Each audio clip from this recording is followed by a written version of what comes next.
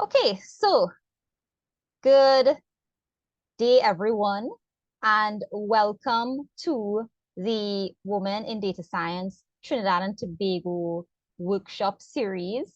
I am Dr. Leticia Addison. I'm one of the WiDS Trinidad and Tobago ambassadors for these sessions. And in today's session, we have two very esteemed speakers who would like to talk to you about data visualizations. How does my data look? So let me share my screen and we could get started with some of the introductions.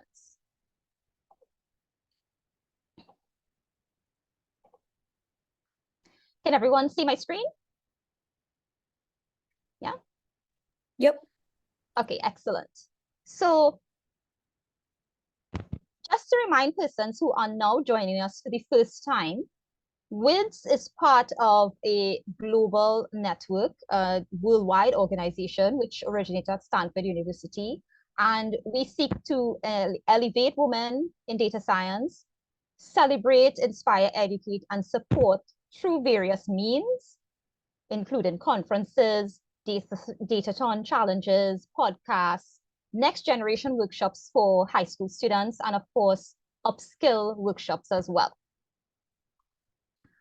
And of course, every year there's a data challenge, or what we call a datathon. For those of you who have heard this before, you would have known that there were two datathons, or there exist two datathon challenges that you can enter this year between January to March or April to June. And of course, all of these workshops are to help support you in those endeavors, or in general, if you're just an enthusiast and you're just joining and wondering what data science is about and how it could help you in your own space. So in terms of WiDS Trinidad and Tobago, I know most of you are aware of our Datathon and regional workshop events. And of course, most of them are virtual currently. For those of you in Trinidad, you will know that we also have introduced some in-person workshops as well. And in March, we are also going to have a fireside chat event, which is a virtual event. So stay tuned for that. But you could always visit our webpage, WiDSTT.org, for more information on these events.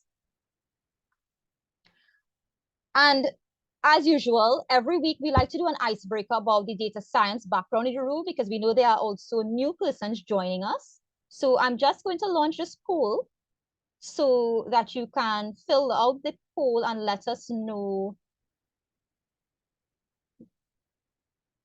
Let me know if you are seeing the poll on your screen. Is it visible? Yeah. Okay, excellent. So I'll give you a few minutes to just put in where your data science knowledge is at this point in time. And then we will kind of have an idea of the different persons in the room, etc. So far I'm seeing about 59% beginners, 35% intermediate. I think it's going up, right? So 56%. So I'll give you all about a minute or two again to fill it out. I'm seeing we have 52% beginners, 43% intermediates, and about 5% advanced, right? So 21 of the 25%. So I'll just give the extra 4% couple minutes just to jump in and fill the poll out, and then I'll share the results. Right, 3 more persons again. Let's see. So going once, going twice. So I'm going to end the poll. So let's see. And let's share the results. Are you all seeing the results on the screen? Yes? So we have about 50% beginners, and then we have about 45% intermediate, 5%. So we're doing our own little data science insights within our talk, right? So that's what we're working with so far. So thank you so much for joining us.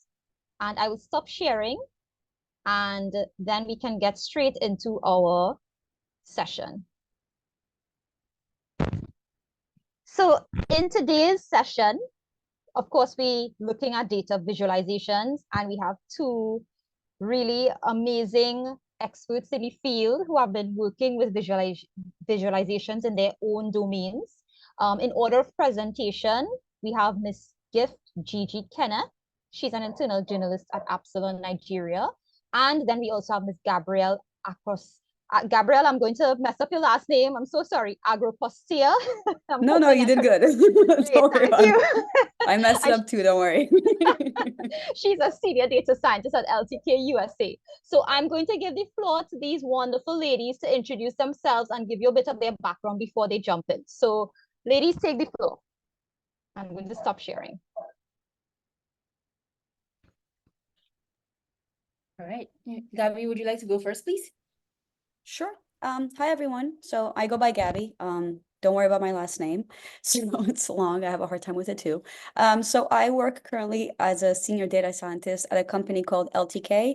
It's kind of like a startup, and it's the cross between, I want to say, like e-commerce and creator content, like kind of like TikTok-ish, but for shopping. So it's its own space. So I've been here for a couple months, but in totality, I have about almost 10 years of experience in data science, and I've worked at many different companies, from startups to private equity to advertising technology. That was probably like my longest stint.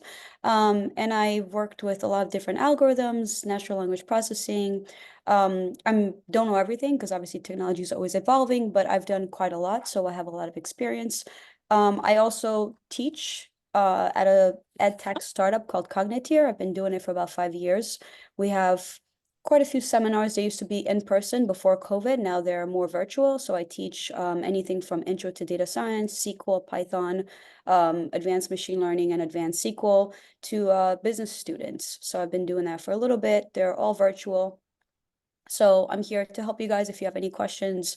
I enjoy coding online. So if you guys have any questions, I like demoing and showing. So I'm here to help everyone out. Awesome. Thank you, Gabby. Thank you for getting us started. And for me, my name is Gift legally. That's the name my parents gave me, and I go by Gigi by my nickname. So I am an internal journalist at Absalon, which is a data science and machine learning consultancy. And by internal journalist, I'm basically a technical writer. So I get to write about all the amazing projects that we get to do in machine learning and data science, which is really awesome. The company is in Poland, but I live in Nigeria. My experience in data science and machine learning has been very tumultuous, I could say, probably, because it's been like interning as a data scientist with a startup where I got to work on cybersecurity data, to working with an ad tech startup as another intern, as a machine learning intern, where I got to explore how AI and agriculture comes together, and several other things in between, even working with a PhD student on self-supervised learning, which is something that's very interesting. I had no idea it would be very relevant today because large language models and such. But it's been ups and downs, and I've been having fun on my journey. And now currently I work as a technical writer. So that's a bit about me, which is as much as, like, I tried my best to like summarize my journey because there's a lot of things in the middle, but that's as much as I can share right now. So I will go ahead and share my screen and get us started. Okay. So hopefully you can see my screen. Yes, Yep. we can. Okay, awesome. All right. So today, as we all know, we're going to be discussing, sorry, I won't be looking at you directly to the camera. I'll be looking at the other screen where I can actually like see the deck and stuff. So yeah, I'll be taking the first section, and after which I'll hand over to Gabby to take on the interesting, very, very interesting technical part of it, but I will be like laying the foundation of the talk. So today we'll be discussing data visualization and techniques, and basically figuring out how your data is going to look.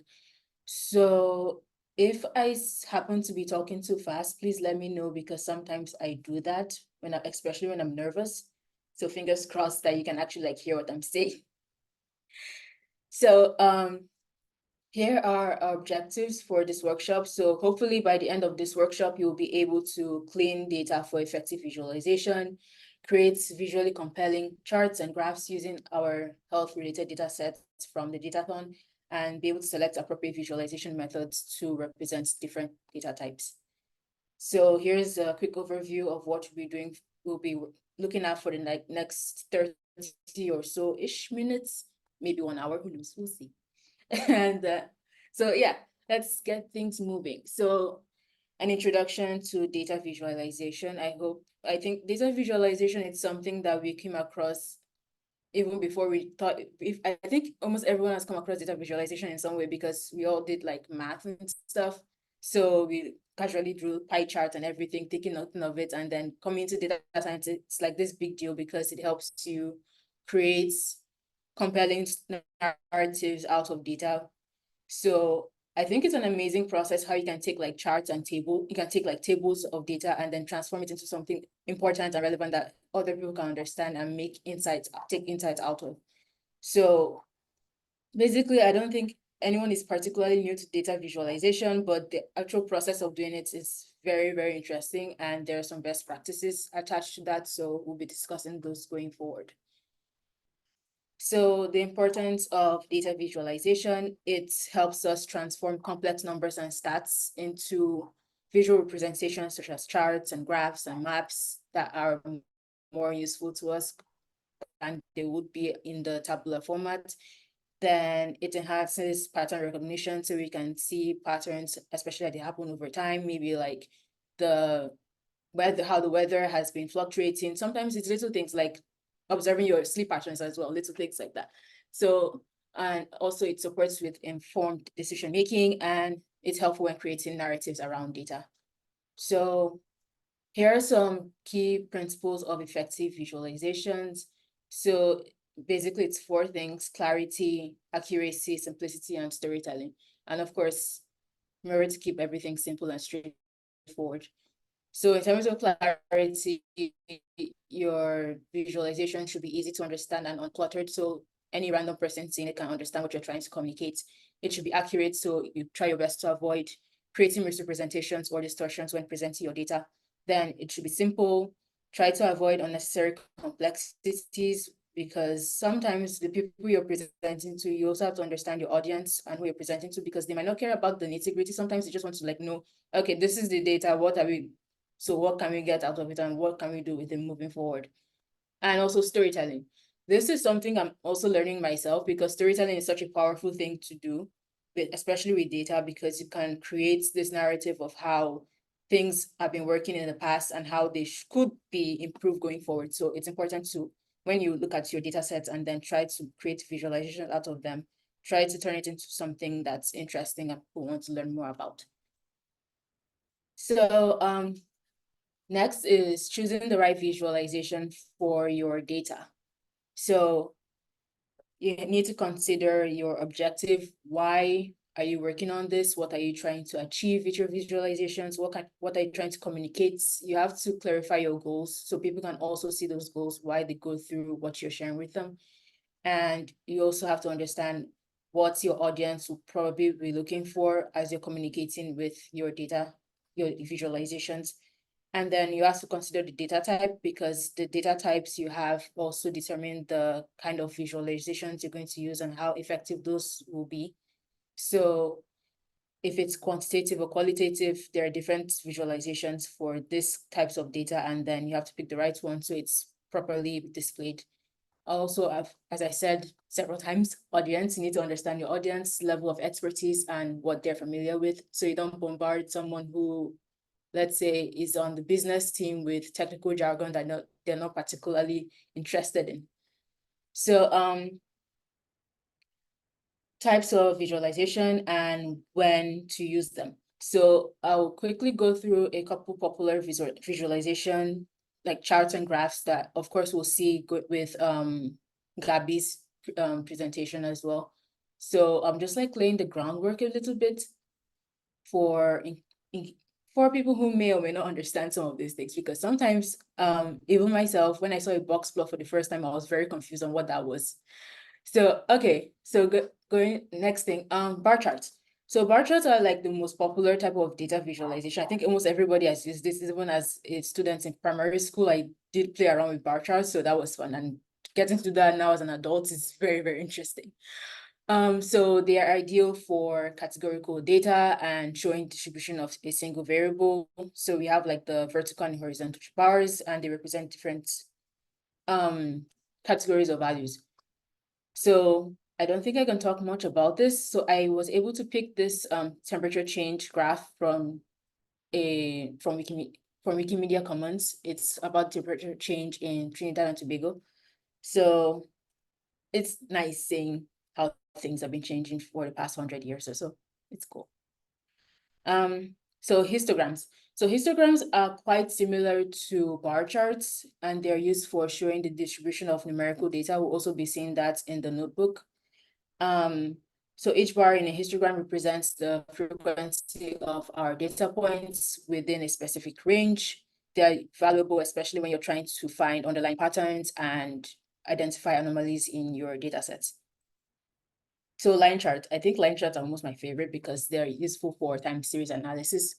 So with line charts, they're effective for seeing like actual values and then predicted values. So there's this project I worked on where I was working on time series analysis with a group of people, and we were trying to visualize air pollution data. It's not this particular chart though, but it was similar looking. So we were able to like plot graphs with the previous data for the past couple of months and then predict the possible air pollution, the air quality in my city for about 5 months or 5 to 6 months going forward, which was fun. And it's nice seeing like how things are in the past and what they could look like going forward. So it's a nice visualization. So pie charts. So pie charts are also very popular like bar charts. So they're useful for showing parts of a whole. And a thing about pie charts, you have to be careful with them, especially if you're trying to like show too much data in them. They're more effective for things that like have sparse categories, because if there's too much going on in your pie chart, it might be less easy to read. So I was able to find this. This is religious affiliations in Trinidad and Tobago from 2011, and I found it really cool how diverse the religion is. So yeah, try to use them sparingly because they're best suited for simple compositions and can get quite confusing if you're trying to show too much. Then scatter plots. So scatter plots are great for visualizing the relationship between two numerical variables. We'll also be seeing that in the notebook. And each point on a scatter plot usually represents the observation in that data set. So you can use them for finding correlations, looking at trends and clusters and outliers in your data sets. So if you're doing regression analysis or outlier detection, you'll definitely be using scatter plots.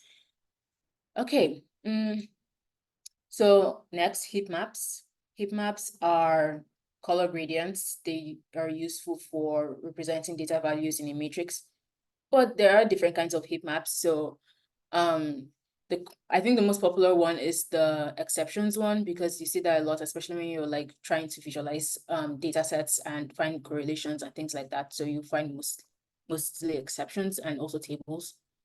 But yeah, they're mostly used for finding data correlations and patterns and variations across the data sets. So you can like look for high density areas or where there are areas of high concentration, or basically any, okay, now I'm just, sorry.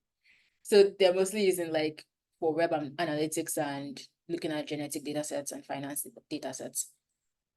So box plots. Initially, these were very confusing for me, so it's fun that I get to talk about box plots now. So it's a simple chart that shows you how your data is spread.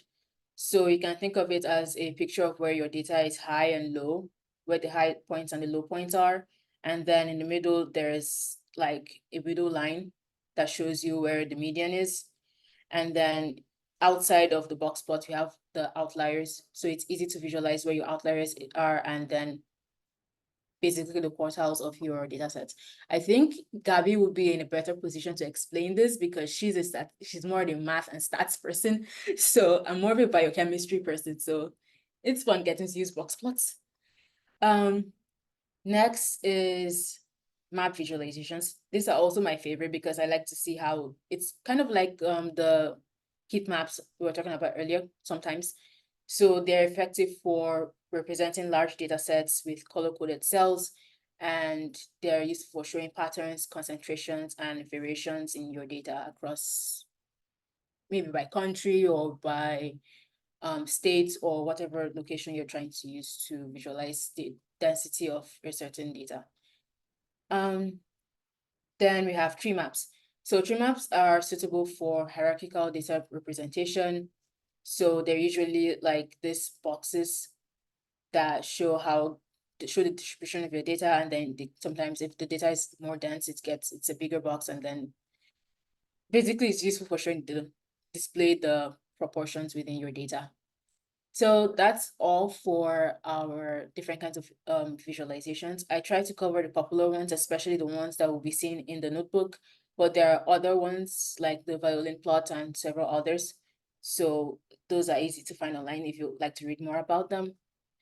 And of course, another thing to consider is when you're using this plot, you have to consider who your audience are, because sometimes it depends. If you're showing to a data scientist, they might be interested in the box plot or a violin plot. But if you're showing to communicating to an audience who is non-technical, they might more be interested in maybe like a pie chart or a bar chart or something easier to understand. So a few design principles: understand your audience. I was just rambling about this earlier. So you have to prioritize their background, expertise, and what they could be interested in. And then a technical audience might appreciate more complex visualizations, and a non-technical one will prefer something that's a bit easier to understand. So you have to also consider your choice of fonts, colors, and layouts, and use, okay, I think I'm rambling too much. Can you guys hear me okay? No, We it's hear totally you. fine. I am enjoying your presentation. Keep going. Okay. Not rambling, not rambling. Don't worry. Okay, thank you. All right. So you have to consider your choice of fonts and layouts and colors. I think something that's important in data and machine learning, because we are technical people, we tend to avoid the UI UX aspects of things, and it's very important when you're communicating to, especially to a non-technical set of people, because they would like to look at your data, your graphs, and instantly understand, and then be able to ask better questions. So some best practices is try to use contrasting colors if you want to highlight something. Use softer colors for background elements. So if you want something to be more hidden, then try to use a soft color for this. Then if you want something to stand out, you can consider using a more shouty, okay, I don't think shouty is the word, a color that stands out better. Then be mindful of problematic color combos, because you have to consider that there are like things with, like, when you share your screen or something, and then if someone can't see the font, or someone is colorblind, you have to also consider that when you're picking your colors. And then choose clearly readable fonts, of course, because fonts are very important and underrated. And then place important info in focal points where the eye will naturally begins to scan. So if you want something to be seen immediately, it's important to place it in a position where the eye can easily catch what you're trying to communicate. So simplify your visualizations, remove clutter, and focus on data that matters. Use simple chart types and label data directly where possible, so it's easier to understand, and labels are very important. And also like labeling your axes and your bar charts. So, and add interactivity. So this is slightly optional, but I think it's also very cool to add interactivity to your visualizations, especially when you're using dashboarding tools, because it makes things more engaging.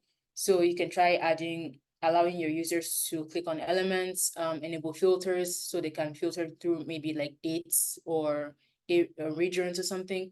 And then you can use hover effects. There's a typo here. You can use hover effects to display additional data or explanations. Right, more best practices. I'll just go through this because we already discussed this a little bit. So avoid using too many elements, avoid clutter, don't overuse colors. Remember to label your data points. If possible, include a legend so someone who's seen it, even if you're not there, can understand what you're trying to communicate. Verify the accuracy and context of your data before presenting it, because you want to avoid misinformation. And then ensure the data points the data stands out more than the design elements.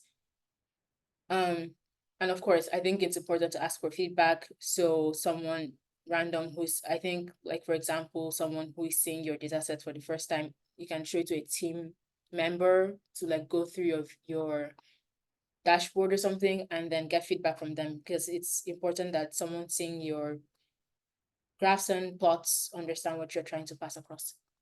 So now, going over a couple popular tools and software for visualization. These are like things that you import on if you're using Python and R. So these are important libraries, Matplotlib. I think almost everyone, especially if you're starting on data science, you definitely use, I think there are like 3, NumPy, Matplotlib, and what's the other guy? Pandas. Sorry? Pandas. Yeah, those 3, you can't avoid those 3 in data science. So yeah, very important. Seaborn is high level, so it gives you extra access to more tools. Plotly is awesome, and then Bokeh as well is really cool. So here are some dashboarding tools. I try to highlight the popular ones. So there's Power BI, Tableau, and recently I've been learning about Spotfire. That's really cool, especially for the business intelligence stuff. And of course, Shiny. I've been learning a lot about Shiny recently, and it's a really cool tool for creating dashboards, especially if you're more of an R person. So this is the point where I ask for questions, and then I hand over to Gabby to take us into the real interesting parts where we'll dive deep into the Datathon datasets. So happy to take any questions, and hopefully this meme will be true. There will be no questions. Are there any questions? Thank you so much for that, Gigi. Any questions in the chat? I mean, Gigi walked us through a very comprehensive presentation there, and I like that you used some of the Trinidad data. I felt very proud of that. So thank you for showing us that. Anybody has any questions for Gigi at this point in time before we jump into the demo? She's praying for no questions. Well, in the meantime, while Gabby gets herself set up, we just dropped the Collab notebook in the chat for you. So you can go ahead and open that up on your end, and we will switch gears to Gabby. And remember, at the end of her presentation, you can also ask both of the speakers questions. So Gabby, you can also take the floor now, and we can proceed. Sure. Thanks again, Gigi. Thank you, Gigi. So much. I'll stop sharing my screen now if I can find Zoom, for crying out loud. This new UI is so crazy. Okay. I love the meme. I love the cat meme. I hope you guys all love it because I love it. It's my favorite. Yeah, definitely. I love memes. So yeah, so go ahead, Gabby, you jump in. All right. You guys can see my screen? Yes. Yes. Okay, I have to reconnect. Let me just show. So I have the same problem that Gigi has, where she might talk a little fast. So if I talk too fast, guys, please let me know. I tend to want to say a lot in a short period of time. And I know there's quite like 50% beginners here, and I don't want to overwhelm you guys. That's the last thing I want to do. So you guys will hear me like kind of reiterate a lot of the things that Gigi mentioned in her presentation, because as a data scientist, visualization and data analysis is super important. And all the points that she made about presentation and how your charts will look, we use on a daily basis. And it's not like what you get judged on, but it's how you interact with your business stakeholders. And it does actually really matter. So I will start the notebook with some useful links. I don't have to click on it, but I want to present them to you guys so you guys have them. Like Gigi mentioned, there's a visualization tools, there's Matplotlib, which I'll actually click into one here. So they have, if you go to examples, that's kind of where I usually go. They have 1,000,001 examples, and if you're just starting out, you could just kind of steal someone's code or try to run what they have and then run it, use it for your analysis. And then also Seaborn, that's an additional one. You guys will see that I'm going to use both in my notebook. And then Stack Overflow, I wanted to point this out because as beginners or even intermediate and advanced users, you will always continue to have questions and bugs that you don't know how to answer, syntax issues, what have you. And Stack Overflow, I know people use ChatGPT a lot, but I like Stack Overflow because it's users like you and I that answer questions. And so here's like how to import a module. for example, and you will see that someone's saying a question here. And then you guys can also all see like my Stack Overflow website now. I just want to make sure you guys see the right screen because I'm clicking between screens. Yeah. Okay, thank you. So here you could see how to import a module in Python. When you get there, let's say you don't know how to do it, you ask a question like this person asked here, and then you will see that there's a lot of answers to your question. Obviously, I usually go to the one that's like has the highest votes, but I always go to Stack Overflow for some kind of help for something that I may have forgotten. And in data science, machine learning, or even just in Python, you're not going to remember everything, and it's not a crime to look through documentation if you don't know how to do something or how to ask a question. You don't have someone next to you. So I use that kind of like as a, how do I do this, or what's the best way of doing this? I usually go to Stack Overflow, Google, but that's one of always the top websites that you will find is Stack Overflow. And then pandas, as Gigi alluded to it, this is one of the most important libraries that we use in data science and machine learning. So I'll go to it to show you. And let's say getting started user guide, it kind of explains to you and gives you examples. So if you're just starting out, you don't know what this is, you don't know what different functions exist, you can go to the different getting started or user guide, and you will get some sort of introduction to it and not be completely overwhelmed. So just wanted to point that out for resources for the beginners. So here I import my libraries. So I import NumPy, which is another data science library, pandas, and then you will see my Python libraries, my plotting libraries. I have matplotlib and Seaborn. I import pyplot. You will see I use this a lot, and then ticker for formatting purposes. And I set my style to white grid because that's the way I like it. Again, like Gigi said, visualization is like super important. So for things to be clear and nice, you don't have to use this one, but you'll see that there's different ones, and this is just the one I prefer. Also, since I have my data in Google Drive, I have to give it access. It keeps asking me, yes, Google, you can have access. And you don't have to put your file in Google Drive, but this is just the way I've selected to do it. So you mount it. And then I want to change to my directory, my drive. So it's just like changing path on the folders. I use the OS library, which I imported up here to do so. That's like literally telling Google Collab to change folders, where to look for the path for my data. And then this is like a special magic command, PWD. It means present. It's like checking your current working directory. If you guys are used to the terminal, you can use these kind of commands in Google Colab as well and in Jupyter Notebooks. So I run it and it tells me I'm in my drive, and I know that's where I saved my data. So you can run it. Data, this tells me use the pandas library to read the CSV files. Now, the pandas library has multiple ways of reading files. It's not just CSV. Here, let me insert a cell code. So if you do PD, I imported pandas as PD. That's the common way of doing it in data science. And if you do PD dot, you'll see read. If you wait a minute, this will pop up, and it'll show you all the different ways of reading data and using the pandas libraries. That's why we like it so much. You could see that you could read CSV, Excel. These are other formats like Parquet, which is like when you have like really big data. You could even read Pickle, which is also when you want to compress a file, you could read a compressed file. And just by going down, you can see that there's so many different functions and file types to read. So just a quick kind of, call out in case you guys don't have a CSV file in your future and you have like an Excel file. Okay, so now to look at the data here, I do data.head. So that means I want to look at the top 5 rows. So here I want to see what the data looks like. And this is one of the first things that we do in data science. Or if you're doing data analysis, you always want to see what your data looks like, because maybe you're looking at it in Excel, which is also a good thing to do if you have a small data file, to see, does my Excel file match with my actual data file?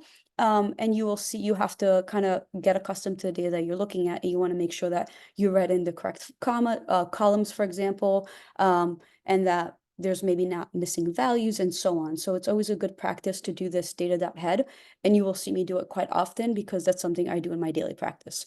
The default is for it to show you the first 5 rows, but if you do n is equal to 10, for example, n, it will show me the first 10 rows. And here, when you look, it tells me the 10 rows that it shows me, and you have 83 columns in this data set. So we can't possibly look at all 83 columns. We can scroll and you will see here that there's ... There's a lot of different columns, but it's just a good idea to get an understanding of what your data looks like. Any questions so far? Am I speaking too fast for you guys? Just kind of wanted to get a gauge. No questions? Don't be shy. If you guys want to call them out, I don't mind. Please feel free to type the questions in the chat, or if you want to open up your mic and ask a question as well. Right? Thanks. So data.head is the first way to look at the top rows. Now, if we do data.tail, we could look at the last 10 rows. So if you want to look at last 10 rows for if you had, like, let's say sequential data or data that had to do with time periods, and you want to look at, like, let's say last 10 months, you would look at the data.tail, but there's other ways of doing it. Here's another way that I recently learned where you say display data. Can I stop you for 1 second, Gabby? Yeah, Shannon sure. has a question. She wanted to know, if you want to see a certain number of columns, how do you do that?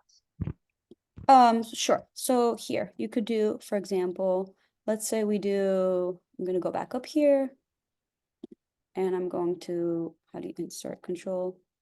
So data, and then you open the 2 brackets and you say, I want to look at patient ID. If you want to name them, for example, patient race.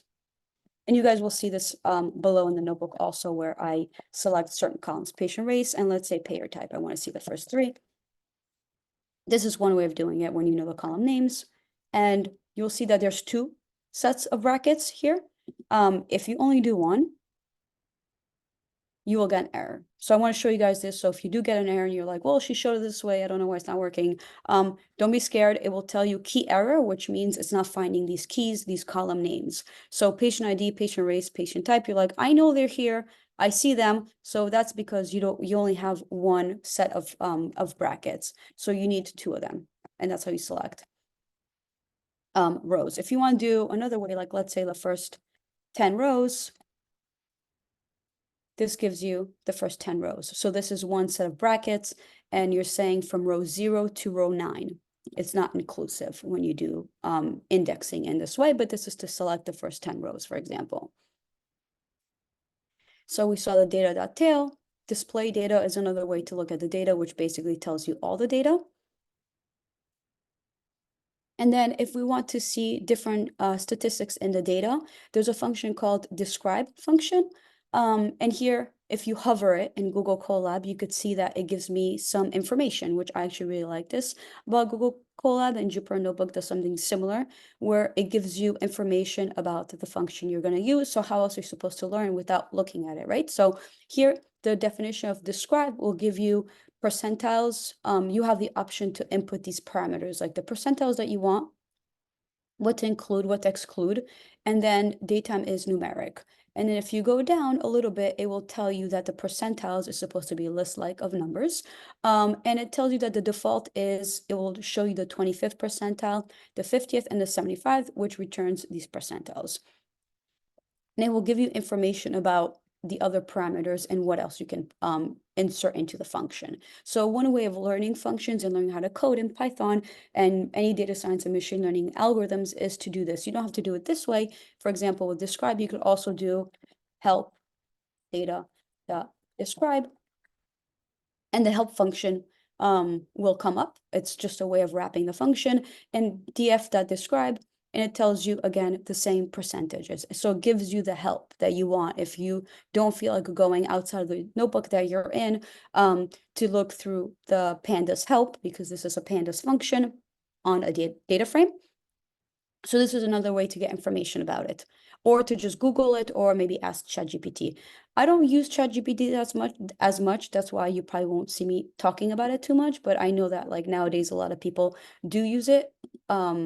I'm more of a fan of understanding what you're doing and then asking questions as opposed to asking how to do something. Because this way you're actually struggling with the errors and you're learning. But I'm old school and this is how I learned. So we didn't have ChatGPT when I was learning how to code. Maybe that's why I'm biased. Anyway, so you guys can see that it gives me the count for every column. It describes the data to me. The average, the mean, the standard deviation, the minimum value of every column, the 25th percentile of every column, 50th, 75, and the maximum, because these are the default. And I have done something tricky here where I said .t, so it flips my data, it transposes it, because if I don't do this, it will show it to me with the columns and then the actual information that I want, the statistics on the left. I think it's kind of nicer to look at it here in this way. Notice that's capital T and not lower t. This will not work, just a call out, because I've made this mistake before and I'm like, why is it not transposing? And it's because it has to be a capital T. This is a good function to learn about your data, but one thing that you guys should be aware of, that if you have like patient identifiers, as we do in this data set, if you're getting statistics on it, it's not going to be very useful, right? Because it's just like your social security number or your identification number. You don't really care what the average or the standard deviation is across these private identifiers. So it's something to keep in mind. And the same thing with zip codes. Or if you have data that's like it's a number, but it's not supposed to be a number. Nobody really, it doesn't give you numeric information. It's just something to be aware of. So I see that there are some questions. Okay, these are guilty of using ChatGPT. That's okay. I'm not trying to make you guys feel bad. I'm just saying I'm not in the habit of using it, but maybe I should be. So I don't know. Here's another thing. So data.shape, this is also something I do on a regular basis. This is not a big data set, but once you guys evolve into, or maybe if you are using data science tools and this is what you do in your job, you probably know that you want to know the size of your data, because if you have a lot of data, if you're dealing maybe with like, I don't know, stock data that's, you know, rather large, right? Because there's like, it comes in nanoseconds of like stock market data, or let's say even Facebook data or any kind of social media data, we know that's like an example of large data. So you want to know how big your data is, because it might not be able to read on your local machine, and that's when you might need some resources. You might not be able to open Excel with it, and also in Pandas, it's going to be really slow on your laptop.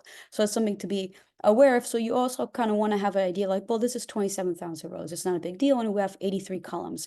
83 columns is not a huge deal, but it's kind of a lot, and you won't be able to look at all of them. So we have to be selective with what we look at. When you guys get to the machine learning algorithm, you'll have to say, well, which one of these columns are important in making my prediction. So it's something to be aware of, because sometimes the data may be missing, like we will get to in a little bit. So it's good practice to say like, oh, I have 83 columns. You think that's a lot of data, but let's say half of them are missing data, then that's actually not a good thing. So just to constantly tell you that you need to learn your data. That's one of the things that we do in data science, is we're not learning it by heart, but we're understanding it. Once we understand the data, we can say something intelligent, build visualizations, tell a story, which is what Gigi taught us, and then be able to do like a machine learning model and have say this works for this data set. So it's kind of like a iterative process. So here we see we have 27K rows and 83 columns. This gives us back n rows and m columns, data.shape. If we wanted to see just the number of rows, for example, we would do data.shape, and then we would take the element at index 0. So here, this will give us just the rows. And if we want just the columns, that's the one in position 1. Because for people that don't know, Python starts counting at 0. Our first element is always the one at index 0. So that's why you're taking this one, it's at index 0. This is at index 1. Here is another function to get information about your data. It gives us column names, the type of non-null content. So you'll see here that these are all different because some columns have all the information, every row is filled, and then some columns do not have all the information, so there's missing data. And then you have the D type, which is the object type. This is important if you're working with dates, for example. It's always important, but if you're working with dates, and let's say they get read in, like you read them into your Pandas data frame object, and they come in as a string, but then you don't want them to be a string because maybe you want to create a visualization. In that regard, you would have to convert them to a datetime object. You have to know that they're strings first. So it's just something to kind of like keep in mind. You maybe don't want to look at data.info, but another way of doing it is, let's say I did data.patient ID dot d type, you will see this will tell me it's an integer. And you'll see that this matches what's here. You could do this for every column. So you could, the information you can get on the entirety of the data set, you can get on every column as well. Okay. This will tell us how many missing values we have. So data.isNull, if I do this, would give me false, true for every row. So it tells you, it evaluates which rows are null and which ones contain information. And if you do .sum, it adds up column-wise how many missing values you have. And this looks kind of helpful, but there we have 84 columns, right? That's a lot of data. So let's say we want to know what percentage of the data columns are empty, because that's really what matters. You're not going to sit there and count the number of rows like, okay, patient state has 79 missing values, but what percentage of the data is that? That's kind of like more important. So if we do this here, we're doing this data.isNull.sum. So we're counting the number of null values in every column, and then we're going to divide it by the total number of rows in the entirety of the data set, which we saw. And then we're going to multiply times 100, so we get these as percentage. Next thing, I'm going to sort the values, and I don't want them to be ascending. I want them to be descending because I want to know which ones contain the most missing information. And the top 10 contributors are the metastatic first novel treatment. The type, guys can see that's 99% empty. So this is not going to be valuable information for your machine learning model or even for plotting, because we're not going to be able to plot anything. And then BMI is 68%. So I would say like we could probably toss it at one point if you're going to do your model. And the patient rate is like 54%. So that's not going to give us like a lot of information, but we will visualize it later just to say, hey, this is what the data looks like for this percentage that we have.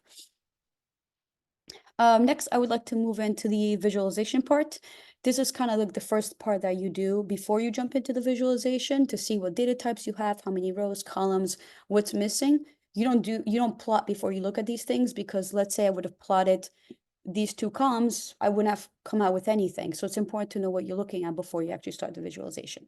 Are there any questions before we start the part with the visualization? No questions? Okay.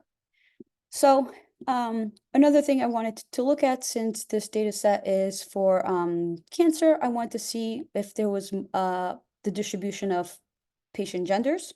So here I saw that it's all female, so I'm going to drop this column here. And so one way to do this is data.drop and then patient gender. This is the column name, but you could put more than one column. For example, you don't have to put just one, you just have to wrap it into a list. So, and then axis 1 tells me I'm dropping a column on the 1 axis. If you wanted to drop rows, you would say axis equals to 0. In place, this is just me doing it this way, where I'm just gonna perform the action, change the data frame. And then now I'm going to do the other way, where I'm passing in 2 columns to drop. So now I'm creating a list called calls drop. And I have these 2 empty columns that we saw where there's 99% missing values. So I set this object to calls drops. If you guys don't believe me, you can print it. And you can see it's a list with my 2 column names I would like to drop. And now we can do it this way. This is what I was trying to say. You could do the first way, which is what I did previously, where you say in place, or you could reassign the data with the dropped columns to data. So you could do it this way or this way. I prefer the in place, but both ways are just the same, right? So I'm going to comment this one out. And now if we enter, before I do this, I actually want to show you guys one more thing. So now if I do data.columns, just to make sure I don't have those columns in there anymore. Oops, not column, it's columns. You will see that the first 2 columns, the metastatic first novel treatment, they're no longer there. These are 2 different columns. Did it drop? Yeah, so if I try to drop it again, you guys will see that it's not found in the axis, which means the column's no longer there. So this is a list of all of our columns in the data. There's a lot of them. If you just do data.columns, you will see all the names of the columns. It's like your top row of like an Excel spreadsheet, your header. And I got an error because I already dropped the columns, so Python can't find those column names anymore. So there's really nothing I can do here because I've already dropped the columns. Okay, so we're going to use the describe function to look at the treatment period, because this is the label that you guys eventually want to predict, which is the duration of the treatment period. So that's why I'm starting here. And I want to know, what do we see? And we could see that the average treatment period is 134 days. There are patients where the treatment period equals to 0. So it's just something to kind of think about, like, does that make sense that there are patients in there for 0 days, for like 1 day? I didn't put this in this notebook, but that's something that you should look at to say, like, hey, is this something valid? Should we remove this? And a lot of times, like, you in data science, you end up by removing outliers, which Gigi mentioned. So those are the data points that have maximum minimums that could be mistakes in your data, or they could just be outliers that we're not going to include in our machine learning model. So that's why I said maybe we might want to drop these or look into these and see if these data points make sense. Also, the maximum treatment period is about 4 years. Again, is this true? Is this an outlier? Just something to think about. And then if we look at quantiles, that's another function. So we say data.treatment period, which is just the columns that we selected, .quantile, that's the function. And here we put in a list of all the quantiles that we want to see. In this case, you could put 25, 75, but let's say I wanted to do something like, I don't know, what's the 10th quantile? Let's say 0.10. And it would also give me like 21 days. You could see that maybe that's a very low value. Some patients are in there for 21 days. And now that I've looked at the data, and I'm doing this, the quantiles, to have an understanding of the data. So when I look at the visualization, it coincides with what I've seen statistically, right? So now I'm going to run this histogram of a treatment period. So let's look at the chart first, and then I'll break down the code because I know it's a lot. I don't expect everyone to kind of understand what this is. So here we have a histogram where we could see we could see from 0 to maybe like 150. That's maybe more where most of the data is. And it's a histogram, which shows us the counts. On the left, we see that we have the counts of the number of patients in each treatment period. So that's what a histogram is. And you guys see that I have a title, which is important. If you're showing this to your boss or to a colleague, you have to say, hey, I know what I'm looking at. I have my labels, treatment period. I could do something about this and change this label here, the treatment period, because there's an underscore. Again, if you're presenting this, maybe you don't want to show this. It kind of looks sloppy. If it's to a technical person, you understand it. But maybe if it's to like a business person, they don't know why there's a, treatment PD. You might want to change that. And here you could see that I have my axes from 0 to 2000, which are the counts. So here you guys will see that I'm creating a subplot, and I'm giving in the figure size 10 by 4. So that's the width by the height. So if I want to make this bigger, for example, to exaggerate a little bit, come on, you could see that it's even bigger to the right? The histogram has become bigger. So this is a little bit bigger, but you can play with it to your visual appeal, or depending if you care or not. You don't have to put this parameter in there. I do, just for visualization purposes. And how to generate the histogram, I'm using the Seaborn library, which is this SNS here, and PLT is matplotlib. This tells me create a figure with subplots, but the default is 1 because I'm not putting in 2 subplots or 2 columns, 2 rows. And a histplot is a histogram. I'm putting in data.treatment period. So data.treatment period is just that, right? So it's just data and select the treatment period. So there's multiple ways of doing things in Python, by the way. So you can select it the way I showed you with double quotes, or you could do data.treatment period, dot column name. But when I do dot notation, I can only select 1 column at a time, right? But before, when we had the double quotes, you could select more than 1 column because you're passing in a list of columns. So this is what this returns. So I'm passing in these, all the rows that I have of data and all the treatment periods. And then I'm saying, put it in this figure, in these axes. And KDE is like an estimate. It gives you this kind of estimation, this line. It's true or false. I did it true to show you guys, but you could also have it as false. And here you'll see that there's no more normalizing, there's no more line, like a distribution line here. And you will see that I will have these lines over and over, repeat it in my notebook. And I just copy and paste them, to be honest, for the x-axis if I need it, for the y-axis if I need it. And basically what this is saying is format my y-axis here. So I want to add, that's where the ticker function, the ticker import was when I imported ticker from matplotlib. This is just a line of code that's saying set the major formatter and put in format every x with a column here. So I want to add a comma, excuse me. So I want to add a comma here. I don't like it otherwise. Otherwise it's not really nice to look at. So I will comment these out. You guys see, if you're not familiar with Python, when you have these this sign right here, it's to say Python don't execute the statement. It's a comment. I don't know why this is taking so long.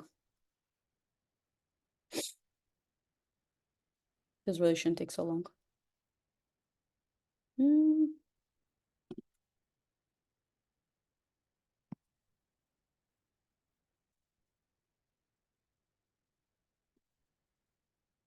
I'm gonna interrupt it because I think it's freezing my Jupyter notebook. Okay, so you have tools here where you can interrupt what I just did because it was taking a long time for this plot. I'm not quite sure why. So I'll move on. Maybe it's because a lot of people are using it at the same time. I'm not sure. But we'll come back to it. So let me run this one here. So here we could see that we count the values in the treatment period, and we could see the duration of the treatment period and then the actual frequency. These are the days. So it tells you that there's 408 patients that were in the hospital, let's say, for 28 days. Here there's 401 number of patient IDs that were 21 days.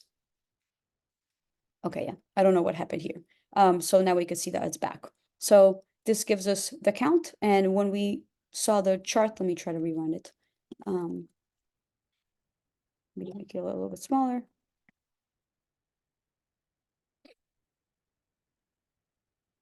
Okay, so here we could see that the treatment period is pretty much between 0 and 100. And we could see the treatment period 28 to 2035. You guys can see at the beginning here, it's not like a great way of looking at it, and we'll change that in a little bit. But you could see that there's on the further left side, the between 0 and 50 days, for example, you could see there's a lot of patients. So that's what this is telling us. It's like counting the number of patients in the hospital for X amount of days, which should coincide with what we see in our chart. So this time, I said, let's plot another histogram using the same code mostly. And this time we'll limit the number of days to less than 300. And we want to set the bins, how many bins that we will see in our plot, to 50. So here I'm creating a temporary data frame and I'm calling it temp data. And I'm filtering out all the patients that are not in the hospital for less than or equal to 300 days. So if they're in the hospital for more than that, you will see here, that's these people, these treatment up to here. So not that I don't care about them, but I want to focus on kind of like the entire, what the main data set is about. So I do that here. And then I create another histogram. And so you will see that I have the same code. I create the figures, the figure and the axes, and then I use SNet, that's his plot. I pass in data treatment period. And then this time I want to change the color just to show you guys that you can change the color. There's different ways of doing this. I set some additional parameters, the bin width. I want this line again, this estimation. And I would say I want 50 bins. So this is what it looks like. And this is easier to kind of interpret. Now you guys can see that, hey, all the patients that were in the hospital for 28 days, this is the highest count. So this makes sense with what we saw before. So if you're the first time you're doing this, you see this and you're like, I don't know what I'm looking at. This is not really telling any story. Then let's do a value count, which is what we did here. And we counted the number of patients that were in the hospital for X amount of period of time.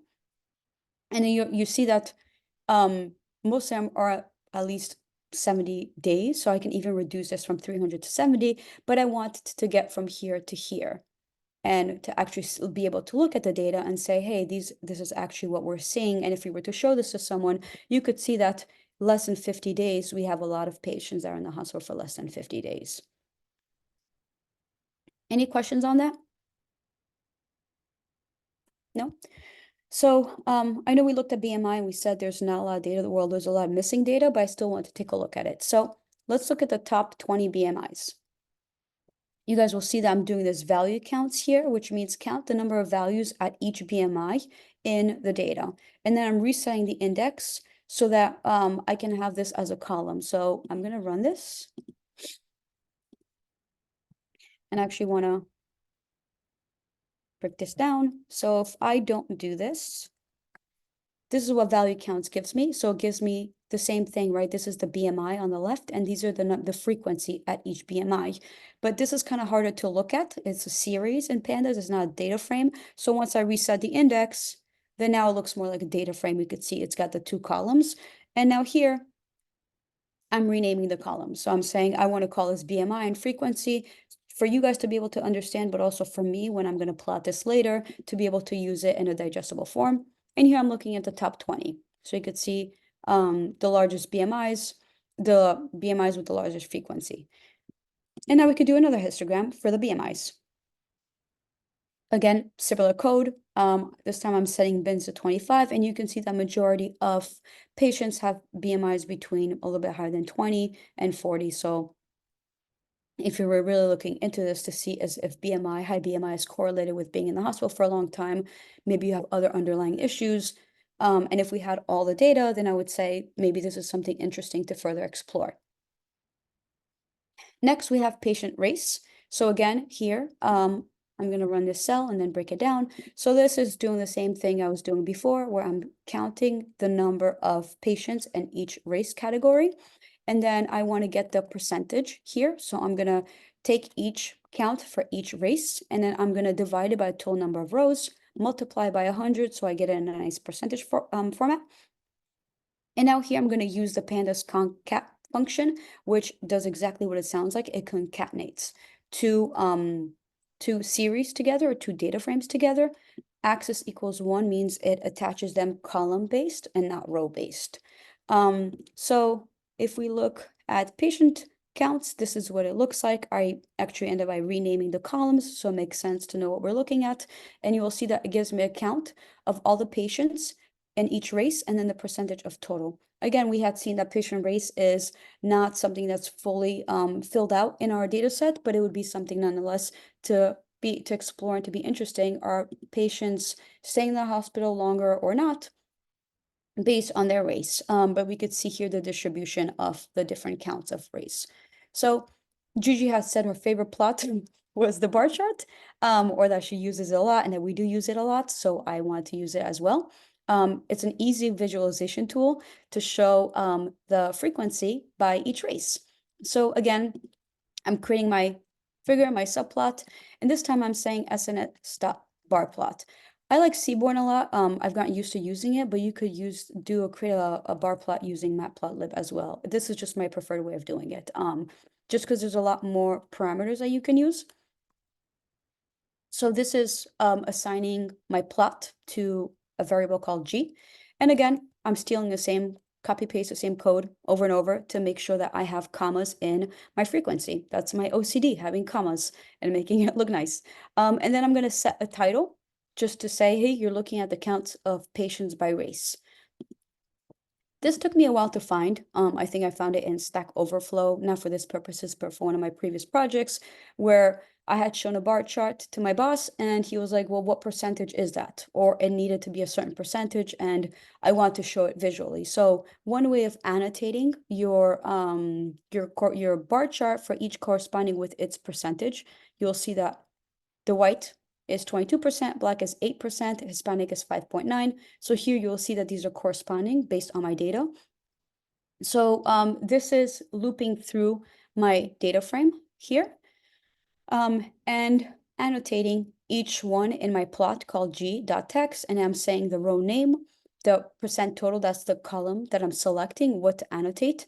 And this is the format. This is, I want to turn it into a string. This is just a fancy saying round it, because otherwise you would have all these decimal places, round it to 3 decimal places, and then make it a string, because otherwise I cannot add the percentage. So if it's a number, then I can't concatenate an integer or a float with a percentage. So that's what this is doing here. And I'm coloring it yellow and I'm putting it in the center. Check on questions. Okay. Any questions on this plot or anything? Anthony has a question in the chat. How to get correct percentage for races, excluding missing rows for patient race? That is white, maybe 60% if done that way. I'm not too sure. Let me read it. How to get correct excluding missing rows for patient race. So this is not including we know that there's missing data, right? White maybe 60% if done that way. So actually here, let's go back to this. So if we go here and we do dot frequency, dot sum, let's see how many rows we have, right? And then we said data dot shape. So this is almost half, right? We saw we had like half missing data. But these are of the number of data points that we have. Otherwise, you can say, for example, just to give you an example, it would be this one divided by this one, right, for the white, just to do like a, this would be 22%, which I guess this is what it does. It does percentage, but you want it to be just divided on the sum of, because here I'm doing it, that's correct, I'm doing it by the data.shape of all the ones including. But if you wanted to do this, right, you would place data.shape here with, actually, I'm going to add in an additional column here. I'm actually going to do it this way.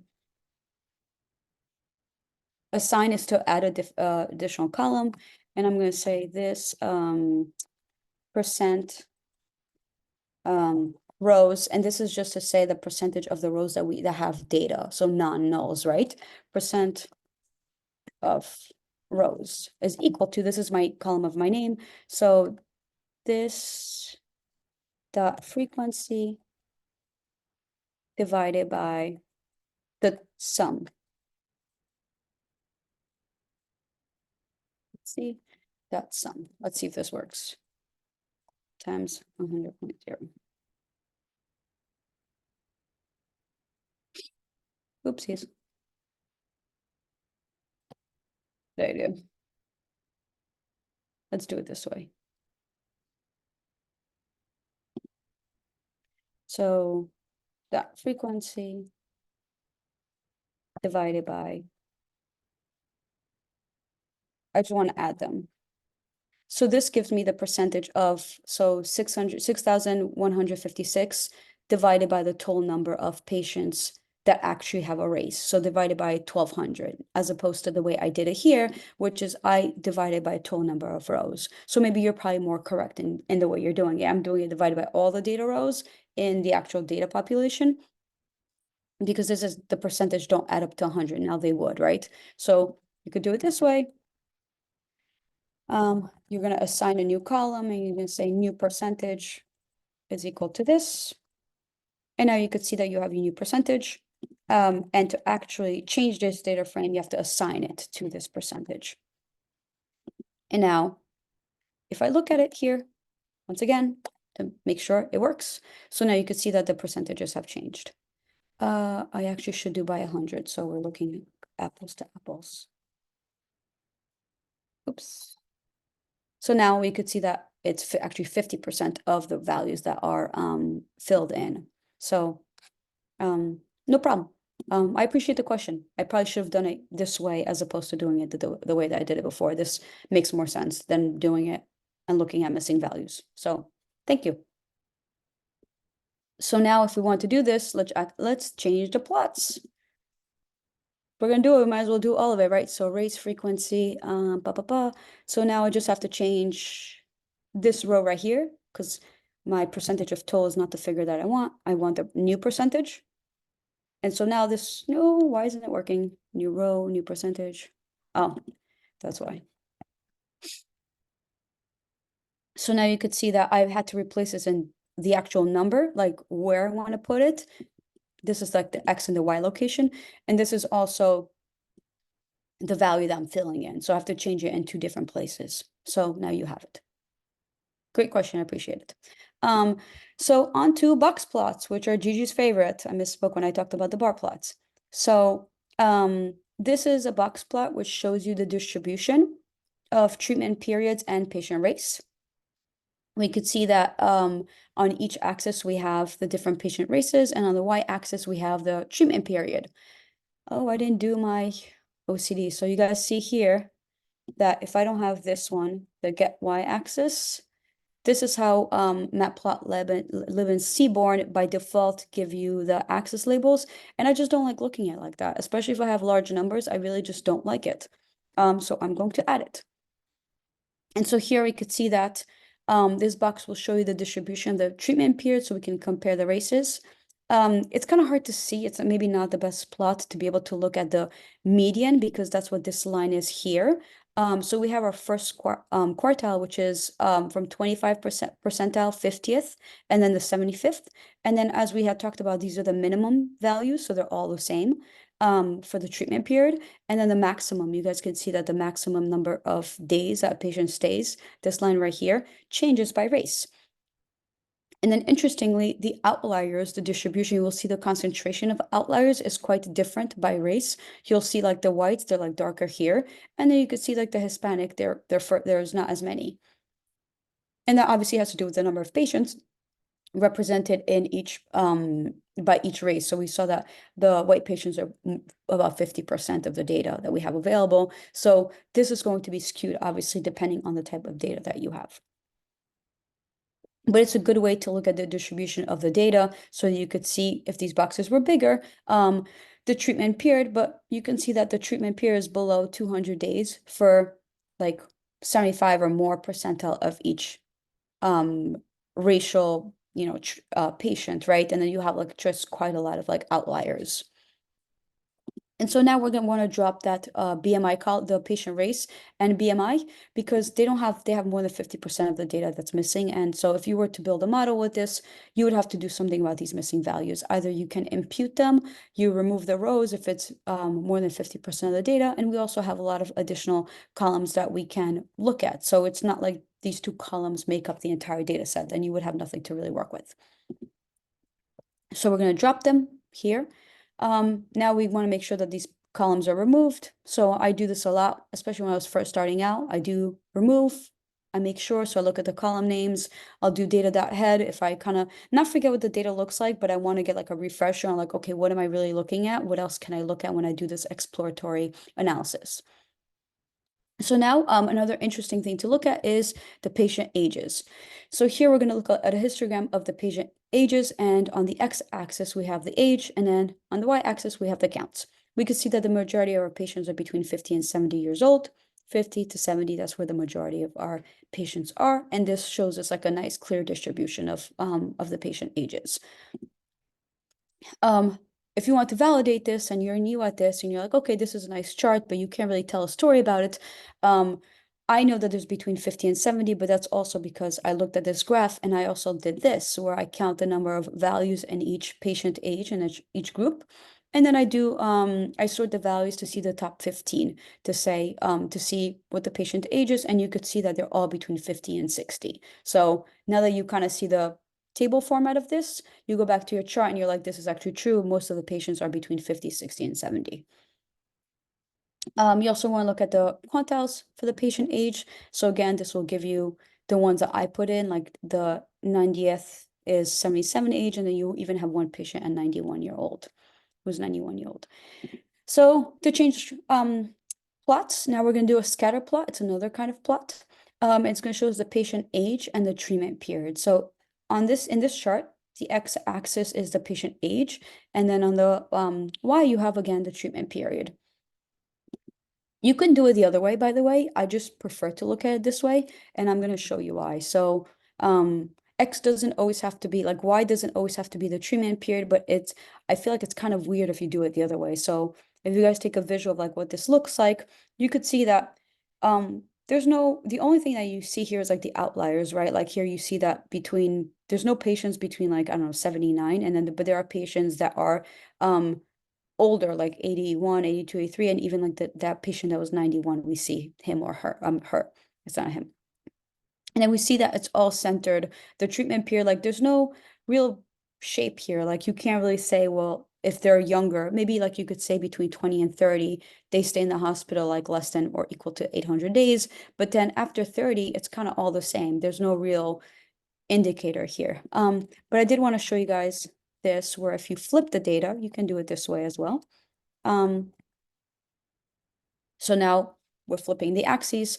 You could look at it this way, where you have the treatment period on the x-axis and you have the patient age here, and it kind of shows you the same thing, right? Like it's really the same thing, but I think it's easier to look at it the other way, but that's also up to you. So it gets more interesting when we add in additional data, right? So we've been looking at one treatment period versus, let's say, patient age or patient race, but it's more interesting when you combine things. So now we're going to look at the payer type to get an idea of what kind of payments our patients are making. And you could see that there's commercial, which is like 60%, and then Medicaid. We have 3 different kinds. And so here we're going to look at the payer type and then the treatment period. So it's a histogram again, and we're going to look at patients that are in the hospital for less than or 200 days. So we're going to make our data set smaller so it's easier to look at. And we're going to put X as the treatment period this time on the axis. And we're going to, hue is the payer type. So we want to get different colors for each payer type. So we could see that because we have 60% of the data that is commercial payer types here, you could see that obviously there's going to be more pink, and then more Medicaid and more Medicare, and even less Medicaid here. So this is another way we could see the majority of the patients will make commercial payments. So this is another way of doing it. And here, if we want to look at some statistics, I know we had talked a lot about describe and the quantiles, but here we can actually do something called ag, which is we aggregate the data.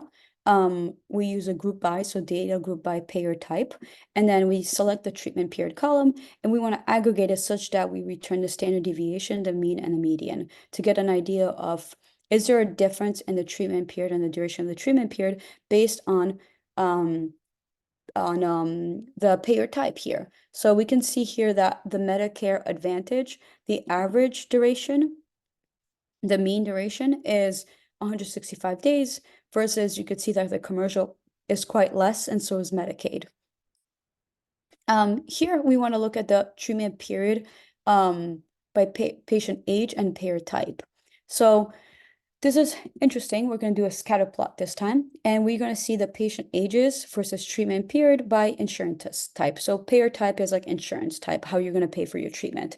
And we can see that as patients get older, they are covered by Medicare, which is the type of insurance that they pay with. So here you could see from 20 to about like 65, I want to say, there's Medicaid and commercial. And then once they hit like 65, they start to retire. That's how it is here, at least in the United States, where you get Medicare coverage, Advantage coverage. And this is represented in the data. So if you had to say this to your stakeholder or to the analysis, it kind of makes sense. Or at least if you're not familiar with this Medicare Advantage, you've never heard of it before, you could say, well, at least it's insurance for older patients. So by doing this visualization here, you could see how people pay based on their age.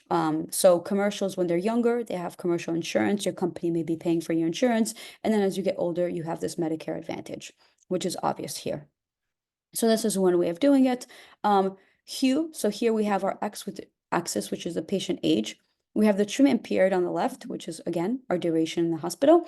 And then hue is telling us, like, how do we want to separate it? Like, that's like additional information we want to add into the chart, and we could see that our payer type is just commercial, Medicare, and Medicaid. So it's separating out and coloring it 3 different colors, one for each of the payer type. And I could choose the palette is the color the colors that I'm choosing. So I choose set 1 because the colors are important. Here it's kind of obvious that we have red, green, and blue. But if we do set 2, for example, I think there's other ones that you pick, they might get mixed up because they're very similar. Like these are not divergent enough for me. So this doesn't, it sticks out, but it's kind of hard to see the difference between Medicaid and the commercial, the colors. So that's why I stick to set 3, step 1, but it depends on the type of data that you're using. So that's why if you see set 1 over and over, it's because I want to be able to actually show the difference. But here you could see that these are not great colors. But there's additional ones. If you go to Seaborn palettes, you could see that there's a lot of them. There's spectral, there's flare, there's all these different ones here that kind of shows you, and it can even explain to you,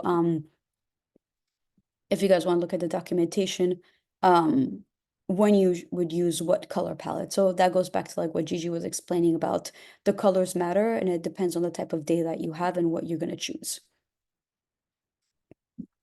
Any questions so far on anything I've shown? No? Okay. So here I want to look at household median income, because sometimes it matters, how you're paying, and kind of like if you have more money, maybe they'll get you out of the hospital quicker. Like that's where my mind is, because that's how it is here, like in the United States. A lot of times, depending on how you can pay for your service, you may get better or worse treatment. And that might impact the duration of your stay in the hospital. That's unfortunate, but that's a lot of times the reality here. So I want to see, okay, like the household median income, if there's any kind of visible correlations between this and the duration of the treatment period. And that's why I also want to do the patient agents to see, are older patients staying in the hospital longer? But here we could see that there's no real difference, except for the younger ones from 20 to like 30 or 40, probably on average, their treatment period is a lot shorter because there's fewer outliers. So here, if we look at the median household, we're going to use a box plot to show the distribution of the household median income by payer type. Here, the x-axis is the median income and the y is the payer type. And so here we actually have something to look at. Before we did all the boxes were quite similar. In this case, they're not. We could see here that the household median income for commercial paying individuals is higher, right? So this middle line here is the 50th, the median, right, of the data. So we could see that's higher than Medicare Advantage and Medicaid. So that means they're making more money. Like their average household median income is higher than the other two payer types. And then we could also see that the outliers are, the maximum is higher and the minimum is also higher. And if you look at Medicare Advantage, these are the older patients, you could see that the distribution here, like the box is quite smaller, and then Medicaid is even less. So this is something to keep in mind to see, like how are people paying, and also how much income do they make on a median basis. Also, this is a error. It's not an error, it's a warning I want to call out. This happens sometimes when pandas or any of these libraries that you import, something will be deprecated and they're going to make a change to the library. They don't want you to do it this way, or it's no longer going to work once they update this library. So they're kind of warning me. In this one, I'm like, I don't really care, it doesn't matter. But if it was something more important than plotting, I would be like, okay, well, let me see what the correct new way of doing it is. But this is like a future warning, so I don't have to worry about it too much. I just wanted to call out because it is here and it's kind of like staring at us in the face. Here's a scatter plot of the household median income by payer type, and now I want to look at the payer type and the age. And here you will see again, so the household median income, I've chose to put it on the x-axis this time, and on the y-axis I have the age. So again, we could see that our older patients are paying with Medicare Advantage, and that's all the blue that's at the top here, corresponding with what we just talked about. But we could also see that they're making a lot less money, right? So their maximum, like there's some outliers here, but most of them are kind of like, I would say like maybe like 100,000 or even 80,000, the majority of the patients, while commercial kind of even over like 160,000 on median for a household median income. So something to keep in mind. Now we're going to look at another box plot where we're going to look at the treatment period and the payer type. And here we could see that, again, are they staying in the hospital longer based on their treatment, based on their payer type? That's kind of like the question I was trying to answer here. And we could see that, I mean, the Medicare Advantage, which is the older patients, their average is definitely duration is definitely longer than the commercial ones. And then you have like the outlier, the 75th percentile, that's definitely longer the treatment period. So the older patients are definitely staying longer than the commercial, which is quite smaller. And then there's a lot of outliers that they have. Just to ask you one question in the chat, should we discard the outliers for payer type? What criteria should we consider before discarding the outliers in any case? That's a good question. I would probably say like over like the 90th, like when we do the quantiles and we say like 90 or 95% percentile, like anything like that. Or if you look at your data and maybe like even 85%, but at least like 90th quantile, like anything under there, like you could probably discard. And if it's the same thing like at the top and at the bottom, like so 5 to 10, you could discard like the 5th to 10th, probably 5, I would say 5 to 95%, keep everything that's in there. And outliers like that can be discarded. Because you could see that there might be like 1 or 2 outliers and it just doesn't make sense for your visualization. But for the visualization, this is why we do this, but for the machine learning model, like you might as well like remove it. Because when you are doing a machine learning model and that gets into like the data science and the machine learning aspect of it, you want to build a model that's general enough, right? So you want them to see some, high values, for example, for treatment period, but you don't want them to remember all those details because that's an outlier. That's not the majority of your patients. So that's why you would discard it. And it can be considered just like noisy data.